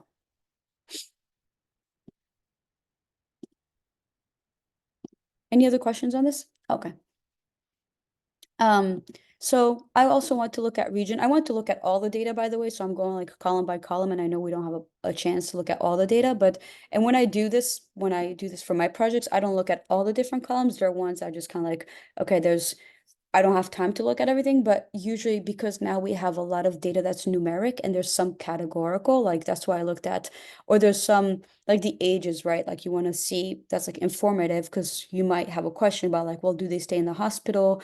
You might also say, well, does the service that people are getting depend on where they are? So that's why I'm looking at the region.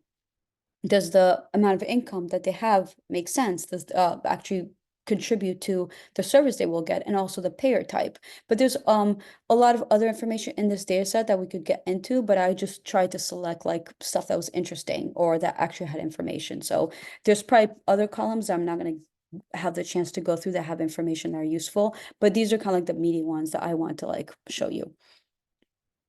So here I'm going to do a group by region, and I'm going to look at the treatment period, and I'm going to aggregate. I'm going to use the ag function, which is to aggregate, and I'm passing in a list, as you can see, of the aggregations I want to perform.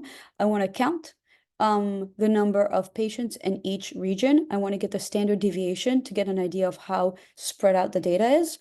I want to look at the median and mean and the median, and I'm going to sort by the mean. So here we could see the treatment period by region, and we can see that the South region has the shortest treatment period on average. Right, so South, that's why I sorted by this, and it's 128 days.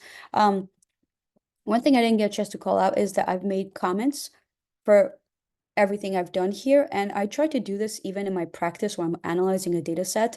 So I'm looking at it and I'm looking for a story to tell, if there's a story to tell, or some insight, some meaning into the data. Because if I'm looking at it, I'm like, oh, okay, well, I don't really know what these numbers tell me. I'm not doing anything. And even when I'm visualizing, if I'm not actually making that connection between what the plot is saying and taking down like a note, making a comment, whether it's in this notebook or in your notebook or wherever you want to do it, so that when you're actually discussing this or when you're looking at it, you remember what you've seen in the data.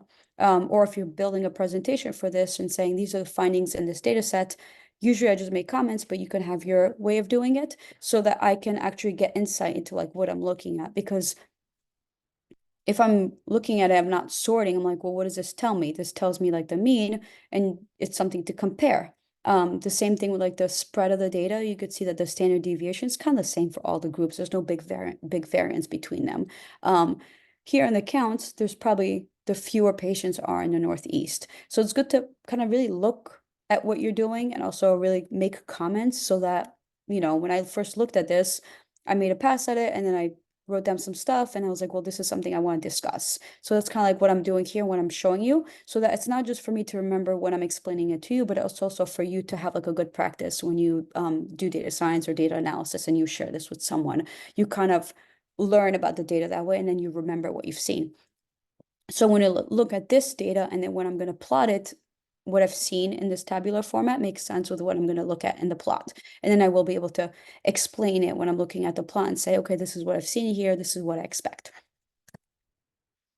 So here, data group by region, patient. So here I'm looking at the treatment period and here I'm looking at the patient age. So we could see that the patient ages are quite the same. There's no really meaningful thing to look at. There's not always going to be meaningful information, but it's also good to look at it. So here we're going to use a plot called a cat plot, which is used to plot relationships with categorical and numerical variables. And we use it to show the patient ages and then the treatment period by region. So using this cat plot function, which is from Seaborn SNS, which it will allow us to have one column for each region, and we can see that the Midwest region has very little Medicaid in comparison. So I chose to look at region versus payer type versus treatment period and patient age. So that's a lot to look at. So if we break this down, the code and then the chart, we could see that I've put in X as the patient age, and you don't see it here. I think I removed it because it was just a lot to look at, but the X-axis is the patient age. The Y-axis is our treatment period. We could see our treatment days. The hue, which is the coloring, is going to tell us our payer type. So again, we are going to have Medicaid, commercial, Medicare Advantage. And then our columns, because here we have one column, one column, one column, and one column is going to be our region. And I've set this to column wrap to 2 so that I can have 2 different rows. I know there's 3 values for my regions. So I want to wrap this twice so that I get 2 columns for each region in my plot. And again, I'm going to use my set 1 as a palette. And here if we go down to, we could see this is the West, this is the Midwest. And they're kind of similar, these two, right? It's only when you get to the South and to the Northeast that you kind of see well, we saw the Northeast has fewer. And this time our Medicare Advantage which our old population, is in green. And you could see that the South does not have that many older patients because there's not that many green patients. Any questions on this? I see that there's a chat. Oh, this is the survey. No questions.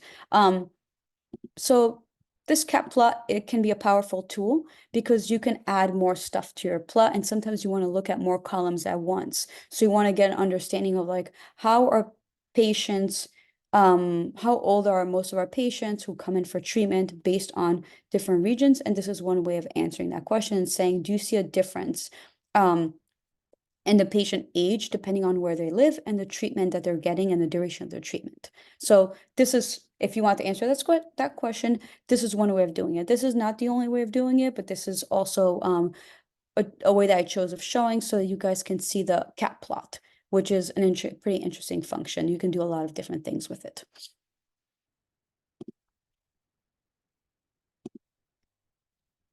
So here we've done a scatter plot again with the household income median and then the treatment type and by region. So here we're not looking at income, and I want to see what does household median income look like depending on where you live. And we can see that there are differences. Again, on our x-axis, we have our income household median and then our treatment period, and we could see the different regions that we have. So here we can see differences in household income by region. So if we look at the South, which is in green, we can see that it's mostly below 80,000, right? The green is below 80,000, except you have like very few people that make about $140,000. So you could see that there's a difference. And then what else do we see? We see like the West, it's kind of buried probably underneath the blue in the Midwest. So there's no other difference to call out. This is just the only thing that I did notice. And then here we have a bar chart for household income that have the column that I selected here was income household 150 over. So my interpretation of this is the patients that have a household income over 150,000 or more. And this time we have our regions and our income, the percentage of income, because I think that's what the data was showing us. And here we have a bar plot. I'm going to pass in data, my Y value, my X value. This time I've selected midnight blue. There's many different colors that you may want to play with, but this is the one I selected. And because I'm my X-axis is my region, I can actually pass in the order that I want to see these in. So I put Northeast, Midwest, South, and the West. But you could leave this blank if you wanted. Oops, you can comment it out. And do this, and you could see what Python will return. So this is just the order that I passed in just to show you that you can create an ordering, but otherwise it does west, south, east. You can even probably sort the data by the household income over 150 or by region, and you could play with it, see how the chart returns if you wanted to get an ascending or descending order. You would actually do northeast, west, and so on and so forth. So we would move the ordering here. But here we could see that there's definitely a difference in the average income percentage over 150K by region. You could see that in northeast and the west is the highest. And if this has an impact on the treatment period, then that's definitely something that would be worth taking a note about.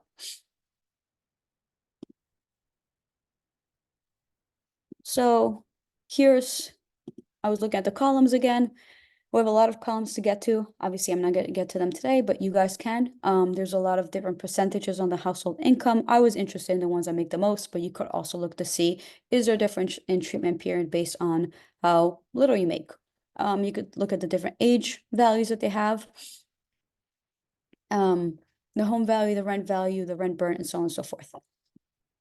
So another thing that's important to look at as you're getting closer to modeling and understanding your data is the correlations to see how different information in your data set relates to each other. So now we're going to, and correlations are only for numeric values. So here I'm going to select the number columns and I'm going to put them in a list. So data.select dtypes is one way of selecting only numeric columns. There's other ways of doing it, like you could spell them out one by one, but you have so many columns, why would you do that? And so next, so I've created a list with all my columns to keep. And then when I took a look at them, I also saw that I have patient ID and patient zip. That's not going to be informative of my model. I don't care if something is correlated with the patient IDs or the zip codes, because that's not really information I can use in a model. So I'm going to remove them one by one, and now I'm going to print them to see what columns do I remain with, and there's still a lot of different columns. So now I'm going to use the .core function to calculate the correlation for the numeric values above. So this way, I had shown this before, but in case you guys had not seen it, the data calls keep is just saying I want to operate the correlation function only on these columns. So it basically filters your data by these columns keep, which is the numeric columns that I chose to select. So just to kind of like break that down, and these are just the columns that we saw that are actually numeric and that we want to keep. And then df core is the variable that I've named df core, which is the correlation among all the variables in this data set. So now I'm going to take a look at them, and this is overwhelming. There is way too many to look at. I would want to look at maybe just the treatment period, but there's other interesting ones. It's just after age 40s, like you could see that you can't see a lot of the data because we have a lot of columns. So you can look at them like, let's say 5 at a time if you want to like really understand and see if there's any correlations. But there's too many columns and 2 rows. So you kind of have to do something about it to be able to say something about the correlation and the data. I look at the correlation data frame and I see that there's 67 rows and columns. So here are my columns keep. I chose too many numeric ones. So I looked at the columns here and I said, okay, let me just try select just a few. And I kind of played around with these. Like this is not like a hard and soft thing. Like you can just play around with them. If you see that there's nothing interesting, you remove one and so on and so forth. So here I just probably copied and pasted a few of them or handpicked a few of them.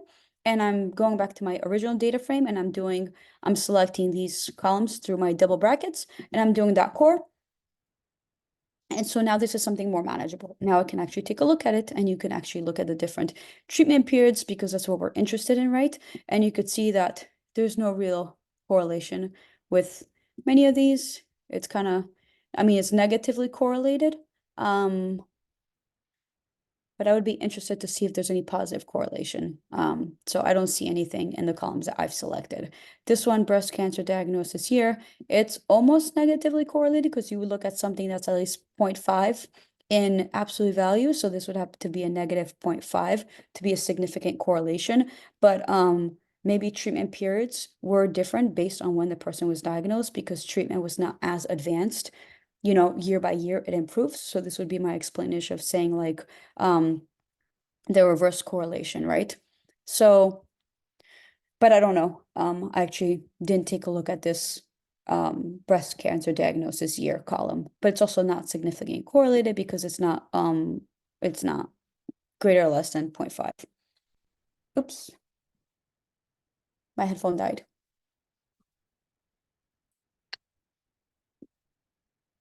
Can you guys hear me? I had to switch on my headphones. Yeah. Okay. And so now another way of looking at the correlation, I want to look at the correlations that are not equal to 1 because every column is going to be correlated perfectly with itself. So that's why I'm filtering on the ones that are not equal to 1 because you can see here treatment period is 100% correlated with treatment period. That makes sense, right? And as you go down the diagonal, you will see that these are all 1. So I want to not look at these.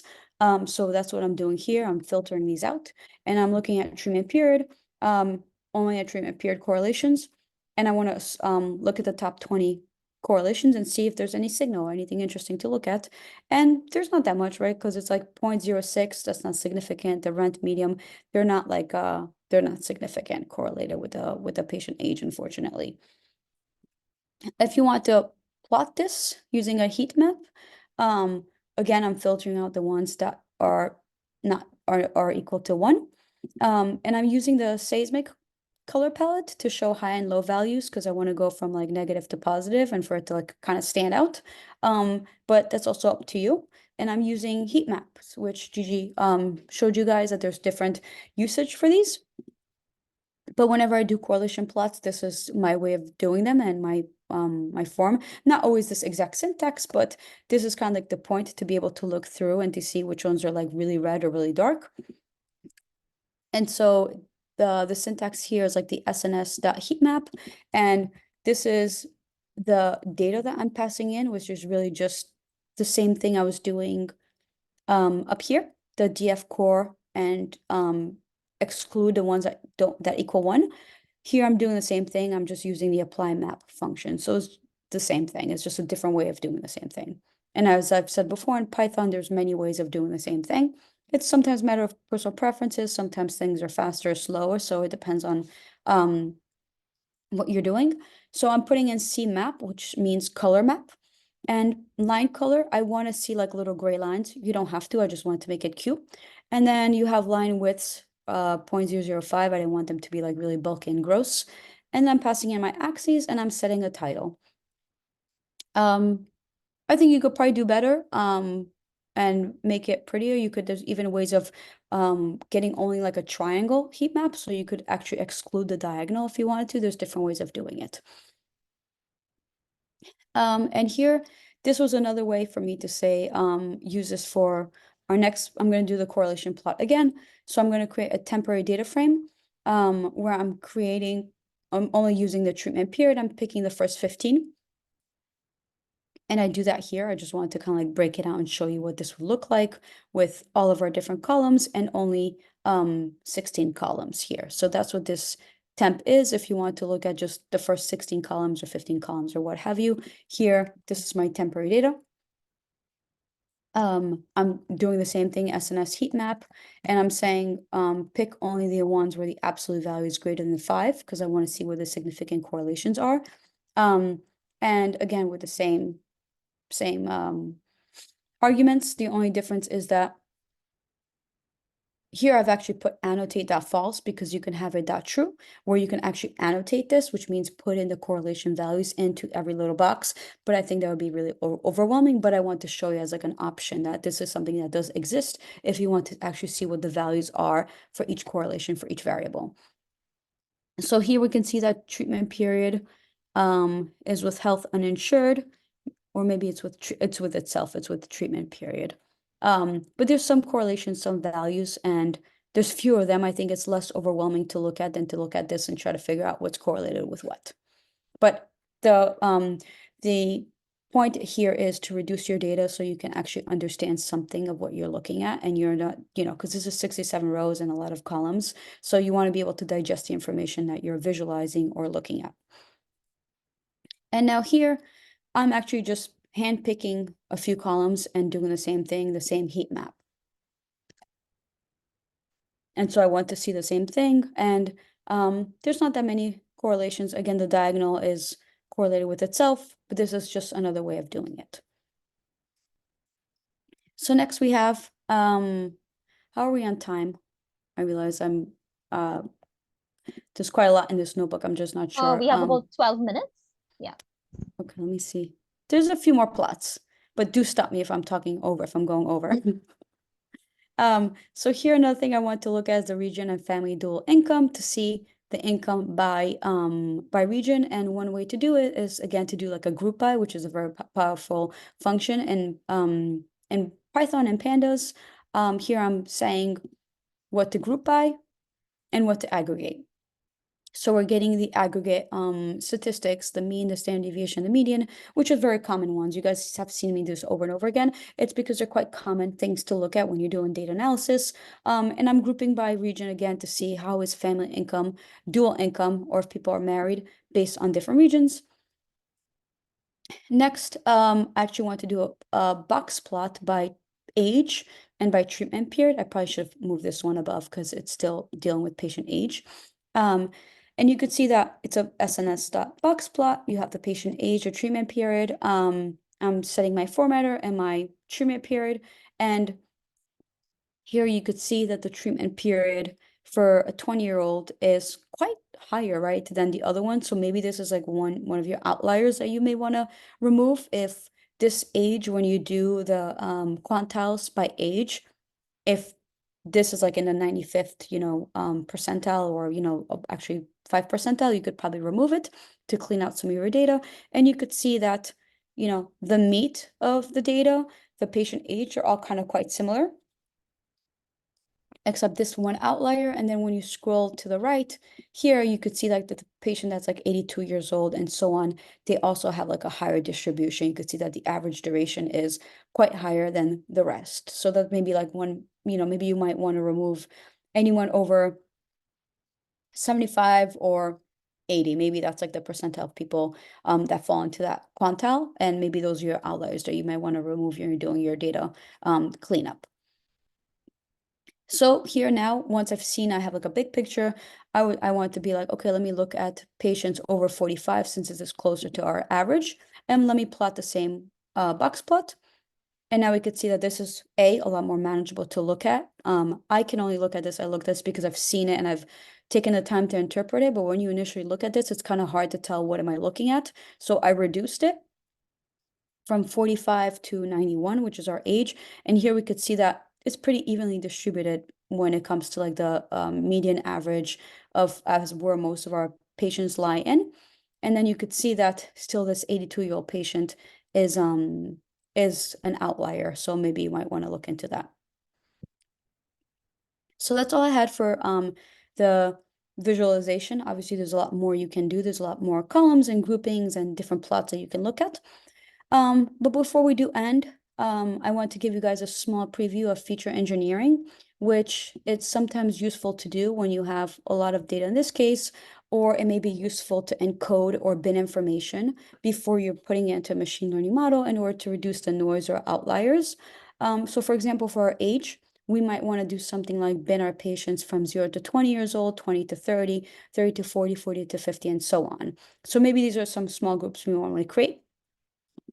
So I'm going to look at my data once again, and I'm going to create my bins. This is the list of age bins that I'm going to do from 0 to 10, 20 to 30, and so on. And now I'm going to assign this age bin to my data set by using the cut function. So let me actually break this down. So we use the cut function, the pandas.cut function, and we're going to pass in our data, our patient age, because that's the values that we want to bin, that we want to cut. And then we're going to pass in our age bins. These are the ones, the list that I just actually want to use. Otherwise, pandas will create its own.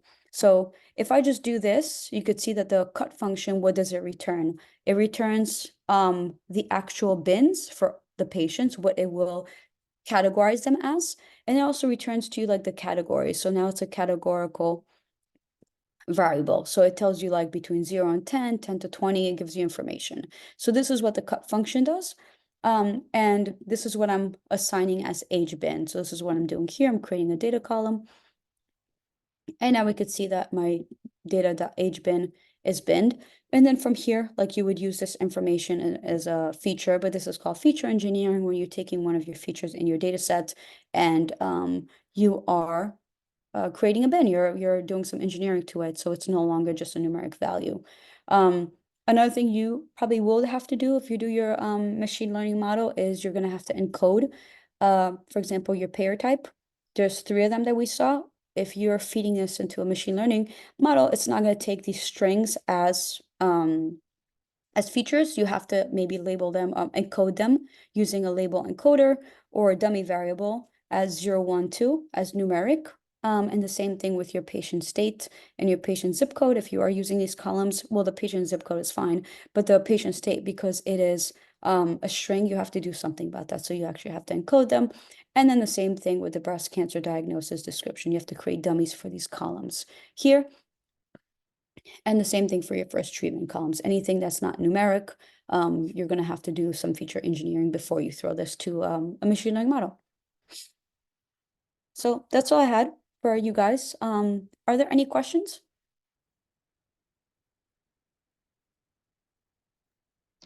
Any questions, anyone, for Gabrielle or Gigi? Thank you so much, Gabrielle. That was very, very comprehensive. It was a lot. I see someone said awesome in the chat. Yeah, I learned so much. You had me captivated. I'm really, really happy. And from, everything that Gigi mentioned about the plots, and then we actually saw you create a lot of the plots as well. It really well done. I am, I'm really, really happy to see this. Anybody has any questions, and not only about the presentation, but anything about them, their background, anything, you could connect with both Gabrielle and Gigi on LinkedIn if you would like to. But I am round of applause from me. Anybody has any comments or anything in the chat, please feel free to fill out the survey as well. No questions. Thank you. And Faith said it was a really amazing session. I think those sentiments resonate throughout, I believe. And you got somebody sent you a round of applause in the chat as well. Clap Anthony said yes, very detailed session. Very grateful to both. Very yes, I'm definitely grateful. So I'm really happy that you all found value in the session. So if you have any questions and you don't want to ask them here, if you want to email us at WiDSTT@gmail.com, we'd be happy to pass on the questions to Gabrielle and Gigi, or you could also connect with them on LinkedIn as well. So, so any closing advice for our audience before we end off the session? Gabrielle and Gigi, any last words for them? Oh, Shannon asks, how do you feel about your careers in data science so far? So we could round off the session with that question. Gigi, do you want to go Gabrielle first? and Gigi. Okay, sure. So how I feel about my career in data science so far, my career did take like a couple of turns, because I imagined myself at the start that I was going to be I'll be a data scientist, I'll be a machine learning engineer. And then it took a tiny flip, and now I'm doing technical writing around data science and machine learning. So far I feel satisfied and I'm happy about my career because I get to learn from the machine learning engineers and such.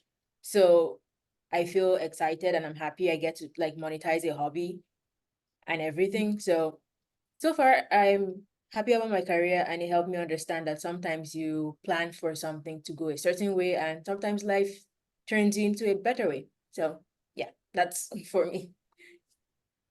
That's awesome. For me, I would say also similar. Like I think it's been, I don't want to say tumultuous, but it has mattered where I end up working and maybe like the kind of company you're in, the mentorship that you're getting. But I've enjoyed what I do. I think you guys can tell like I enjoy demoing and showing and coding and teaching. I'm very passionate about it. I actually like learning myself. So that's why I try to teach others, because I think it's important for people to get taught properly, to build you confidence, to be able to say I can do this and this is not really intimidating. But I do enjoy my career. I like what I do. I just think it depends where you end up working as a data scientist and the kind of training that you have, and also the amount of work that you do. Like Gigi said, like monetizing like a habit is the same thing for me. Like I like it, and if I want to learn something, I put a lot of thought into it, and I kind of, I don't want to say like obsess over it, but I really want to learn it. If I want to learn something, I'm going to practice it. So that's kind of like the advice that I would say, is kind of like keep at it and keep trying, because it's not the easiest thing to learn, but you guys, there's plenty of resources. Like I said from the beginning, I don't use ChatGPT, but now you can ask ChatGPT all the questions. So, there's plenty of resources out there for this. But I would also say like seek out like mentorship, because I think that's important to have like people guide you. Very, very true. And just one last question. Do you have any advice for persons looking to enter university? Sorry, enter data science after university, like after undergrad? I mean, I would say the more you practice, like if you build out your portfolio and not just what you do in school, because sometimes what you do in school is different than what you do in the real world. So make sure like you build out your portfolio. And by that, I mean like maybe a GitHub account or work on different projects. So you have something to show, because I think being able to show that you can code or you have an understanding of data is very powerful, and also being able to communicate. But practicing on these kind of competitions, I think it's just an awesome start. I think it's awesome that you guys are here wanting to learn and on your weekend doing this, because you're going to get ahead that way and not just applying after college and not having like any experience. So I think that's like really awesome. Excellent, excellent. I Well, we feel kind of really forget appreciate. Yeah, go ahead, Gigi. because I just finished school like 2 years ago. So it feels like yesterday. So I Right. think personally, something that did help me is also, while building projects, is also seeking mentorship, like Gabby mentioned, and then communities like this, being able to collaborate with other people and build projects together, because that builds like your team, your your ability to work with on a team, things like that. So collaborating with people is also awesome. Seeking mentorship is really helpful. So that's something I would like to add. And then this question on R. So sorry, I know we are already out of time, but I really love to answer it, because before I joined Sure. Epsilon, I thought nobody was using R. And then I joined Epsilon, it's like everybody's using R, especially Fortune 500 companies. So it's like, I think it's a personal decision on your own. If you decide to go towards the R and maybe shiny route, that's great. But I think you should just pick a tool that you feel will be useful for you. And I don't know. Tech is unpredictable sometimes, because I actually thought that R was fading, but it's really, really thriving, to be honest. Yeah, no, I actually use R a lot more than Python. So yes, I know we use Python a lot in the, like, especially on Kaggle and the data challenges. Yeah. But yeah, R is usually my go-to as well. Yeah. Yeah. I use Python now, but I started with R, like to be R. honest. Like I don't have like a computer science background, I have a math background. So I feel like for math people, R is a lot easier to wrap your Yeah, head around. So I get that's it. Like true. you have like your matrix and you don't have to learn lists, dictionaries, all this stuff. But in the industry, we use Python a lot, but I love R too. And I love ggplot and R, Studio and all that stuff, like the Shiny. I totally get it. I'm on board with that. But in my career now, in the last like couple of years, I've used Python more. Exactly. Just Yeah, because and it's there are what they're so many using. tools. Exactly. That's Yeah. true. And we have a lot of tools. So it's really, ladies, we could continue going on, but Yeah. I would like to the audience to know we will connect with these ladies again in our fireside chat on March 2nd. So if you all want to come and ask them some more questions, we'll have a whole panel with a few different ladies in the field, and Gigi and Gabrielle will join us then again. So I'll give you all the details on the website. So thank you everyone for joining. It has been really a great session today, and keep in touch with us on the website, and we will keep you updated on our upcoming events. So you all take care. Good night, good evening, wherever you are. Good afternoon, and enjoy. Thank you Bye, so everyone. much. Bye. Thank you. Bye.